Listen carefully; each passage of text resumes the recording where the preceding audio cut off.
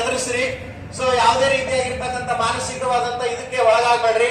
ಆಮೇಲೆ ಹೊರಗಡೆ ಹೋದ ನಂತರ ನಿಮ್ಗೆ ವಾಟ್ಸ್ಆಪ್ ನಲ್ಲಿ ಪೇಪರ್ ಬಂದದ, 2000 ರೂಪಾಯಿ ಕೊಟ್ರೆ ಪೇಪರ್ ಕೊಡ್ತೀವಿ, ಅಥವಾ ಇನ್ಸ್ಟಾಗ್ರಾಮ್ ಅಲ್ಲಿ ಪೇಪರ್ ಹಾಕಿದರೆ 3000 ರೂಪಾಯಿ ಕೊಟ್ರೆ ಪೇಪರ್ ಕೊಡ್ತೀವಿ ಅಂತ ಯಾವ್ದಾದ್ರು ಸುದ್ದಿಗಳು ಬಂದ್ರೆ ದಯವಿಟ್ಟು ಅಂತದಕ್ಕೆ ಯಾವುದಕ್ಕೂ ಕೂಡ ಏನ್ ಮಾಡಿದೆ ನೋಡ್ರಿ, ಪರೀಕ್ಷೆಯನ್ನು ಯಶಸ್ವಿಯಾಗಿ ನಡೆಸಬೇಕು ಅಂತ ತಿಳ್ಕೊಂಡು ಏನ್ ಮಾಡಿದ್ದಾರೆ ಅವರು, ನಿಮ್ಗೆ ಈಗಾಗಲೇ ಪಾಠದ ವೈಸ್ ಕ್ವಶನ್ ಬ್ಯಾಂಕ್ ಅನ್ನ ಕೊಟ್ಟಿದ್ದಾರೆ, 3 ಕ್ವಶನ್ ಪೇಪರ್ ಗಳನ್ನ ಕೊಟ್ಟಿದ್ದಾರೆ.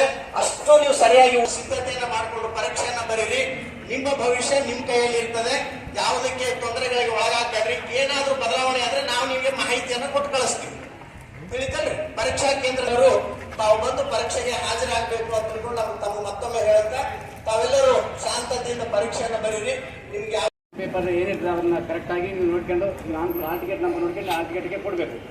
ಮತ್ತು ಏನಾದರೂ ನೀವು ಓದಕ್ಕೆ ಚಿಟ್ಟಿ ತಂದಿದ್ರಿ, ಓದಕ್ಕೆ ಬುಕ್ ತಂದಿದ್ರೆ ಅವ್ರನ್ನ ಮರ್ತು ಹೋಗಿದ್ರಿ ಅಂತಂದ್ರೆ ಅವ್ರನ್ನೆಲ್ಲ ಇಲ್ಲೇ ಬಿಟ್ಟು ಹೋಗ್ಬೇಕು.